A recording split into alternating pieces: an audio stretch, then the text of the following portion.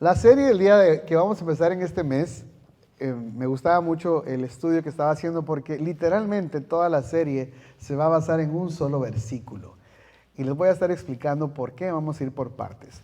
La serie de este mes es Pescadores. Diga conmigo pescadores. ¿Cuántos de aquí han tenido experiencia de ir de pesca? Dos nada más, o vamos a tener que hacer algo. También ya tenemos algunos otros que han tenido experiencia con la pesca. Yo la verdad no he tenido mucha, pero le cuento una rápida.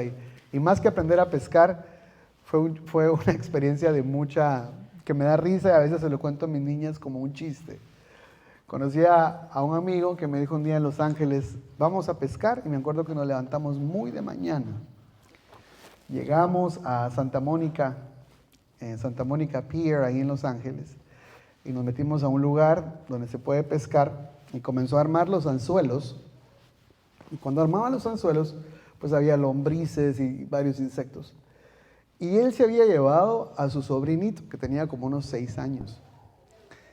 Y me acuerdo que cuando él tiraba el anzuelo, el niño de 6 años se ponía al lado de él y se quedaba viendo. Yo estaba ahí observando. En una de esas, saca un pez, lo pone en un bote y cuando tira el segundo anzuelo, él tenía un teléfono de esos que se ponen en el oído y cae al agua el dispositivo. ¡Puc! Entonces, el niño se le queda viendo y le dice, abuelo, ahora te van a llamar los pescados, le dice. Y pues sí, estaba súper enojado el abuelo, él lo regañó, pero es una broma que le cuento a mis hijas y les da mucha risa. La verdad no aprendí mucho de pesca, pero me quedé con una broma que le cuento a los niños cuando los veo. Bueno, quiero explicarles a ustedes, hoy vamos a cubrir una parte nada más, pero quiero que veamos lo que dice Mateo 4, 18 al 22, porque la última oración de este capítulo es donde vamos a trazar la serie de este mes. Dice así: andando Jesús junto al mar de Galilea, vio a 2 hermanos, Simón, llamado Pedro, y Andrés, su hermano, que echaban la red en el mar, porque ¿cuál era su oficio? Pescadores. Y les dijo, venid en pos de mí, yo os haré pescadores de hombres. Ellos entonces dejaron al instante las redes y lo siguieron. La última oración, que la están viendo acá, es la serie de este mes. Venid en pos de mí es el tema de hoy. La semana que viene vamos a ver, yo los haré. Porque no se trata de tú hacer o capacitarte. Dios dice, yo los haré. ¿Sí? Entonces hoy es venid en pos de mí. El sábado que viene es yo los haré. El tercer sería pescadores de hombre, y el último sería, dejando las redes, lo siguieron. Ese es el versículo que es el mapa de este mes para la enseñanza que vamos a estar dando el día de hoy. Amén. ¿Están listos? Vivimos en un mundo donde una de las preguntas más frecuentes cuando conocemos a alguien es, ¿a qué te dedicas?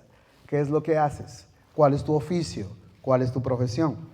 En este momento estoy hablando a una audiencia que tiene distintas profesiones u oficios. Partimos desde cocina, tecnología, medicina, carpintería, mecánica. Y hay muchos oficios y profesiones delante de mí. Lo interesante de esto es que pasamos nosotros en nuestra profesión 8 horas diarias, 40 horas a la semana. 120 horas al mes dedicadas a un trabajo. Durante ese tiempo desarrollamos habilidades y el trabajo nos forma nuestro carácter. Tenemos una entrada y salida, una hora de entrada, tenemos una hora de almuerzo, tenemos que cumplir metas, tenemos que cumplir con presupuestos, hay que pagar trabajadores, etc. Todo ese tiempo, claro que nos forma. Lo que quiero decirte es que eso Dios no lo ignora y lo toma en cuenta. ¿No es curioso que antes de que Jesús muriera en un madero, fue 3 años carpintero? Es decir, ¿qué relación hay con la profesión que tú tienes y con el propósito de Dios en tu vida. Jesús, al estar haciendo sillas y mesas de la madera, él sabía que 3 años después iba a estar muriendo en un madero para la redención de la humanidad.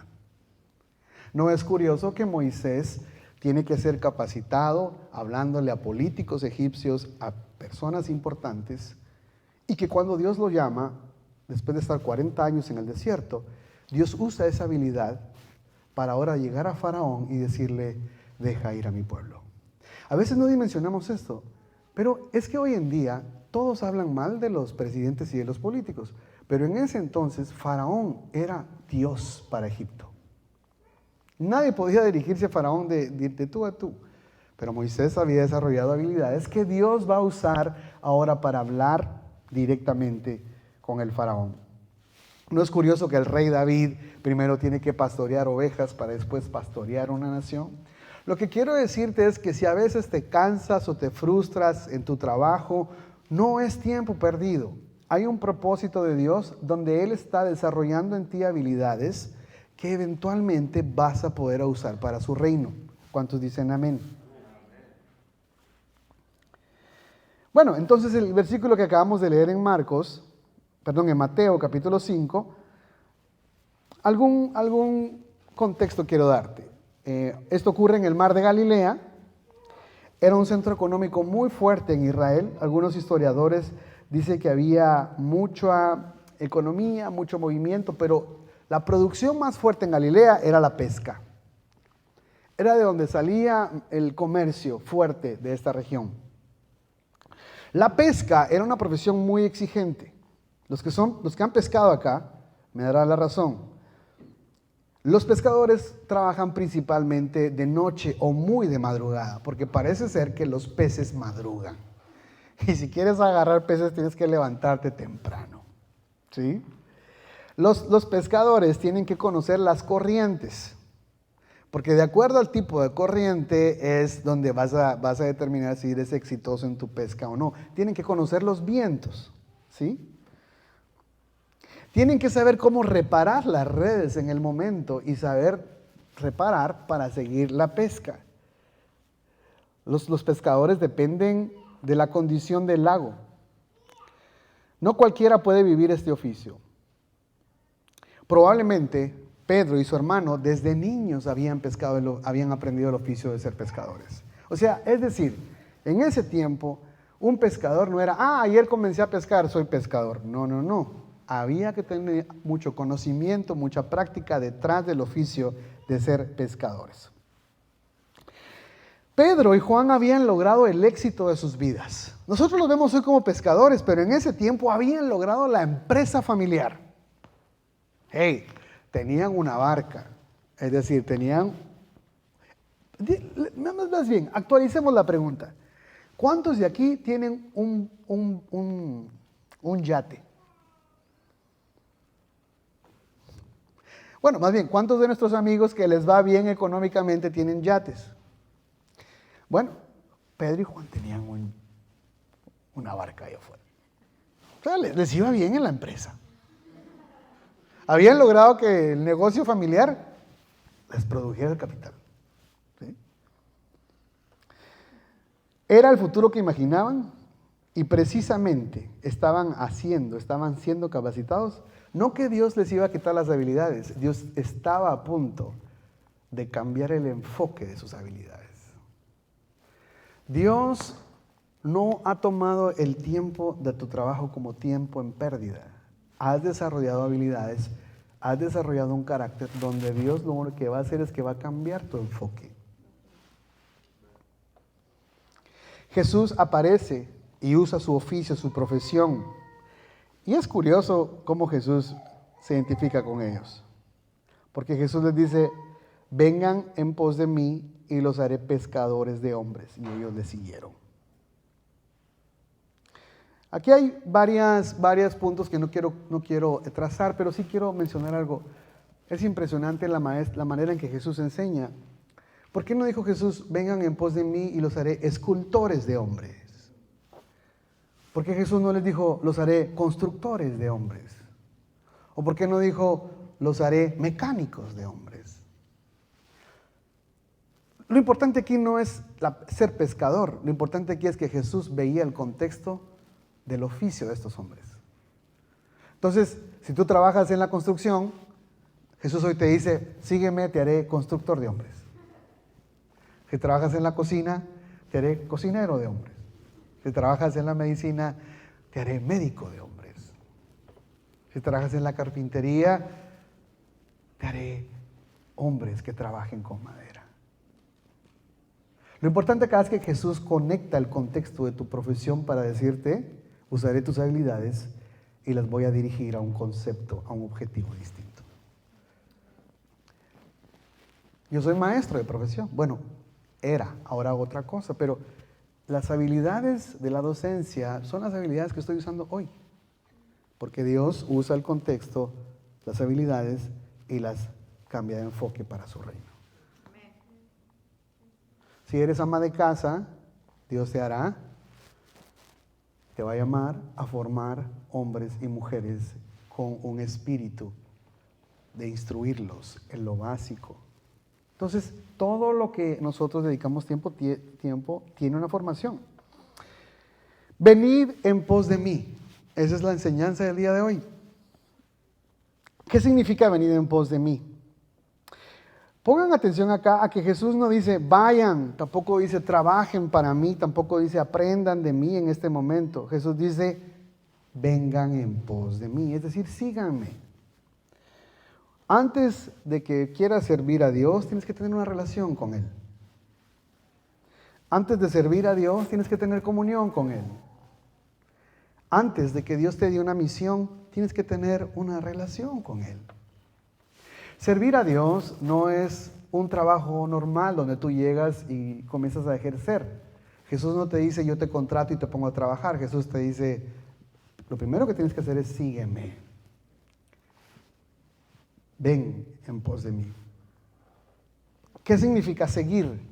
Para nosotros hoy el concepto seguir o aprender es distinto porque cuando vamos a una escuela los niños van 8 horas al día, pero tienen varios maestros y no hay una relación muy cercana. Lo escuchan de lejos, toman nota, el maestro da una calificación y no hay una relación.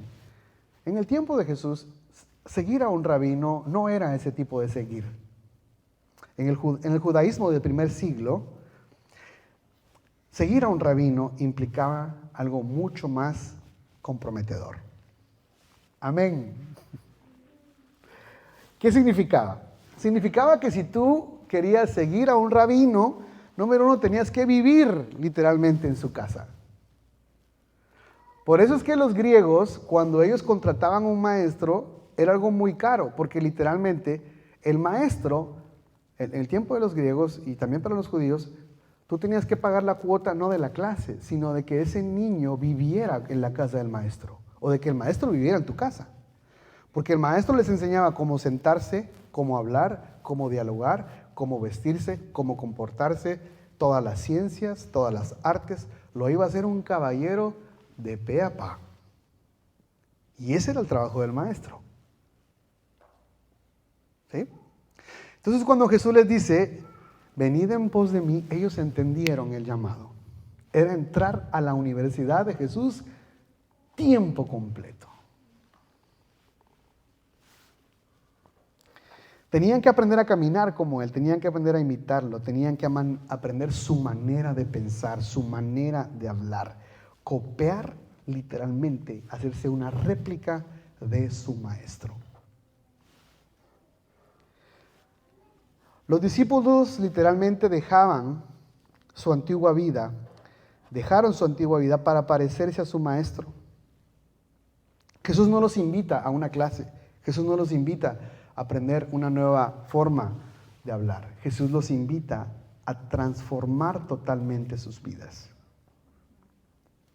Yo quiero decirte que personalmente, desde el momento que Jesús me aceptó, que yo decidí seguir a Jesús, yo ya no fui el mismo. Yo tenía 10 años. Y cuando yo pasé al altar y yo dije, Jesús, yo quiero ser tu discípulo, el objetivo de mi vida cambió totalmente. odio cosas que son en contra de Jesús. Soy radical. En muchas cosas soy radical. Pero no es porque haya habido en mí una predisposición. Es que su amor me cautivó y su misericordia me restauró. Y comencé a conocer a Jesús. Es mi deseo que las personas conozcan a Jesús no como una religión, sino como el inicio del cambio de una vida. Amén. Cito aquí a Charles Spurgeon, dice: Cristo nunca llamó a hombres para que simplemente admiraran una enseñanza. Los llamó para que caminaran todos los días junto con Él. No es solo asistir, miren, nosotros nos juntamos acá los días domingos y esto es parte de seguir a Jesús. Pero nosotros somos llamados a seguir a Jesús desde que abrimos los ojos en la mañana. Es seguir a Jesús en nuestro trabajo, en el tráfico, en cada momento es seguir a Jesús todos los días de nuestra vida.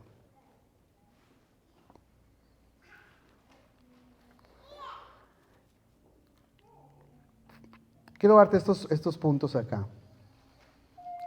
El día de hoy, aunque el concepto de ser maestro hoy en día es diferente, quiero decirte que ser discípulo de Jesús sigue teniendo el mismo compromiso. Es decir, cuando Jesús nos llamó, no nos llamó medio tiempo, o no nos llamó unas horas. Cuando Jesús nos llamó para que viviéramos para Él. Es más, para que muriéramos para Él. Jesús nos llamó no solo para poseer nuestra mente, nuestro corazón, nuestras manos. Todos los miembros de nuestro cuerpo son de Él. Cuando Jesús nos llama, dice: tu cuerpo no es tuyo, tu cuerpo es mío, porque yo vivo, tu cuerpo es mi templo, tu cuerpo es mi casa. Jesús pide todo de ti, tus pensamientos, tus sueños, tus anhelos, tu corazón. Porque el primer paso es: sígueme, ven en pos de mí. No se trata nada más de que Jesús me salvó. Jesús te salva, pero hay un propósito: hacerte pescador. No puedes pescar si no tienes una relación con Él, porque Él te capacita, Él te enseña, Él te guía. El compromiso del Evangelio sigue siendo el mismo: seguir a Jesús con todas nuestras fuerzas. Amarás al Señor tu Dios con todo tu corazón, con todas tus almas, con todas tus fuerzas. ¿Y cómo es esto posible? Sino a través de una relación. Quiero darte estos puntos acá. Somos llamados entonces a seguir a Jesús diariamente. ¿Qué es lo que dice Gálatas 2:20? Dice Gálatas 2:20. De esto estábamos hablando ayer con unas personas. Dice Gálatas 2:20: he sido crucificado con Cristo. ¿Con quién he sido crucificado? Con Cristo. Luego hay algo muy interesante. Ya no vivo yo. ¿Cómo es eso que ya no vivo yo? ¿De quién está hablando? El seguir a Jesús llega a un punto donde Él vive en ti y le das las áreas de tu vida donde el yo comienza a morir. Ya no vivo yo, sino que Cristo vive en mí. Lo que ahora vivo en el cuerpo, lo vivo por la fe en el Hijo de Dios, quien me amó y dio su vida por mí. Hoy Jesús te dice: ven en pos de mí, cualquiera que sea tu profesión, cualquiera que sea tu oficio, ven en pos de mí. No voy a eliminar tus habilidades, no. Voy a redirigirlas para hacerlas efectivas en mi reino. Pero no se trata de qué tan hábil eres, se trata de primero, antes de que pesques, antes de que cocines, antes de que hagas un árbol, antes de que, cualquiera que sea tu profesión, sígueme. Conóceme. El segundo punto es: tenemos que caminar con Jesús. Y caminar con Jesús significa literalmente, donde quiera que estemos, lo que estemos haciendo, redirigir nuestra mente a Jesús. Yo les compartí hace unos meses uno de los ejercicios más impresionantes que he conocido en mi vida. Es que cuando estamos en el trabajo o estamos haciendo cualquier cosa, redirijamos a Jesús a nuestra mente. Es decir, yo a veces estoy dando clases y tengo un receso y en ese receso me acuerdo y digo, Jesús, te entrego mi corazón, te entrego mi mente, tú eres Dios, tú eres Señor, eres dueño de este salón, eres dueño de mi vida, bendigo a mi familia, bendigo a la iglesia, te entrego mi mente, te entrego mi futuro. Son segundos y luego sigo con mi trabajo. Y luego de repente hay un descanso, tuya es la gloria, tuyo es el honor, tuyo es... Entonces constantemente nuestra mente está siendo redirigida, reenfocada en la verdad de Dios y esto es caminar con Dios. ¿Qué dice Juan 15:7? Esto nos habla y enfatiza en lo importante de caminar con Jesús. Juan 15:7 dice, mire, esto es muy importante. Si permanecen en mí y mis palabras permanecen en vosotros, pedid todo lo que queréis y os será hecho. Nuestra naturaleza humana es que la Biblia dice que si yo pido, Dios me va a dar. La Biblia dice que que así como Dios conoce nuestro corazón, Él sabe antes de que tengamos necesidad y contesta a nuestras peticiones. Es cierto, pero mire lo que dice acá. Sí dice que Dios va a dar todo lo que pidamos, pero es a un grupo de personas. ¿Qué es lo que dice arribita? Esto es exclusivamente para los que permanecen en Él y para aquellos en los cuales su palabra permanece. Amén. Esta es la diferencia entre aquellos que permanecen y los que no permanecen. ¿Cuántos cristianos han conocido ustedes que decían, yo iba a la iglesia antes, ¿no? Yo sé lo que es servir, yo cantaba y tenía un micrófono. Es más, yo era pastor, yo predicaba en las iglesias, yo servía en la puerta. No se trata de cuánto serviste o no, la pregunta es, ¿permaneciste? Y permaneció la palabra en ti. El discípulo no es aquel que dice, yo estuve, sino, ¿dónde estoy? Entonces, tenemos que permanecer en Jesús, tenemos que caminar en Jesús. Y esto es un compromiso diario. Esto es un llamado diario a caminar en sus palabras, en sus promesas. Miren lo importante de esto, tenemos que también pensar como Jesús. Pero ¿cómo es posible que yo puedo pensar como Jesús? Miren lo que dice 1 Corintios 2:16. Empieza con una pregunta. Dice lo siguiente, ¿quién puede conocer los pensamientos del Señor? ¿Quién sabe lo suficiente para poder enseñarle? Pero nosotros entendemos estas cosas porque tenemos la mente de Cristo. ¿Cómo podemos tener la mente de Cristo si no es a través de una cercanía, de un conocimiento que se da a través de una relación constante con Jesús? Yo quiero decirte hoy que Dios te quiere usar. O quiero recordarte que Dios quiere llevarte a lugares más allá de lo que tú has imaginado. Y quiero también decirte que no has perdido el tiempo en el trabajo donde has estado los últimos años, cualquiera que sea la labor. Yo me acuerdo cuando estaba en Los Ángeles, hubo una etapa donde por primera vez dejé de servir en la iglesia porque mi horario de trabajo entraba a las 2 de la mañana y salía a las 8 o 9 de la mañana.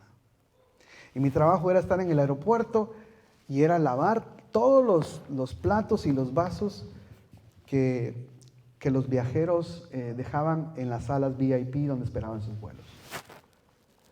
Y yo me acuerdo que cuando lavaba trastes y metía la máquina y sacaba había agua caliente y agua fría. Los que han lavado trastes entienden a lo que me refiero. Es un constante agua fría, agua caliente, lavar los trastes. Y eran horas y horas y horas. Me acuerdo que en una de esas me comencé a quejar. Señor, no estoy yendo a la iglesia. Señor, ¿qué está pasando? Y en una de esas me quedé dormido en un break. Y me acuerdo que vi al que era mi pastor y me dijo, el que era mi pastor antes tenía unos lentecitos así y me dijo, tenía un bigotito. Y en la visión que tuve me dice, mijo, te están formando el carácter, mijo.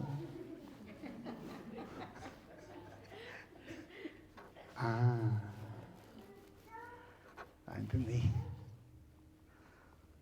Entonces, Cuando estés en tu trabajo, sea lo que sea, quiero que sepas que Dios está formando algo, tu carácter está desarrollando habilidades, una administración para enfocarla, dirigirla y pueda ser útil en su reino.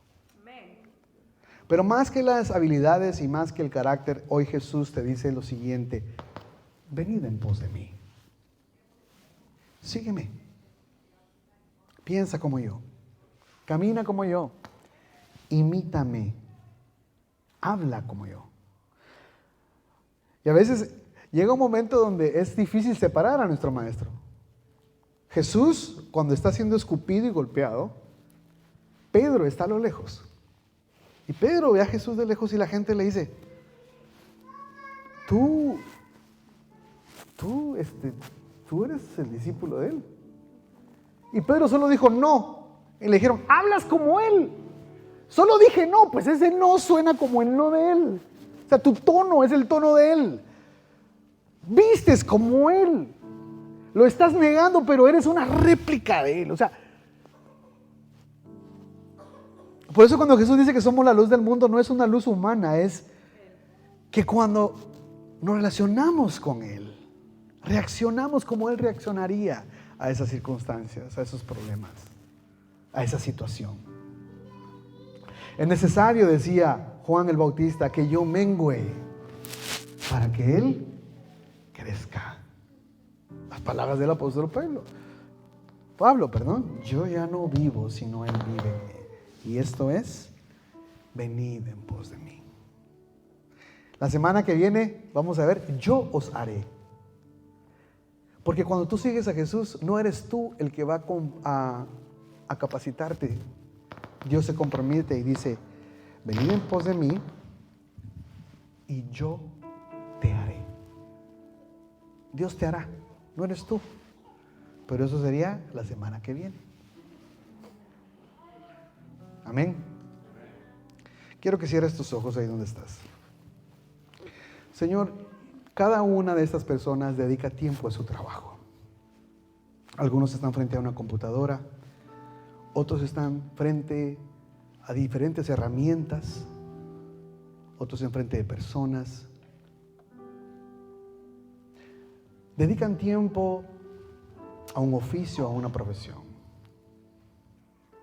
Yo te pido que en ese oficio y esa profesión tu propósito se esté completando. Hay una meta, hay un objetivo. Que los uses, que los capacites, que los lleves al lugar al cual ellos fueron asignados, que es ser usados para la gloria de tu nombre. Hoy te decimos: sí, Jesús, te seguimos. Hoy correspondemos al llamado: venid en pos de mí. Por supuesto, vamos en pos de ti. Obedecemos a tu llamado. Queremos conocerte. Queremos tener tu mente. Queremos caminar contigo. Queremos intimar contigo. Enséñanos a conocerte en intimidad. Que pueda menguar el yo y tu presencia pueda crecer en nosotros. Padre, yo bendigo a cada familia acá presente. Yo te pido que tu palabra quede como una marca, como un sello, como un tatuaje en los corazones y puedan ser guiados a tu propósito divino. Yo declaro ángeles guardando su salida y su entrada, su levantar, su acostarse. Bendigo su economía, sus finanzas. Cancelo toda enfermedad, todo accidente. Los declaro benditos en todas las áreas de su vida.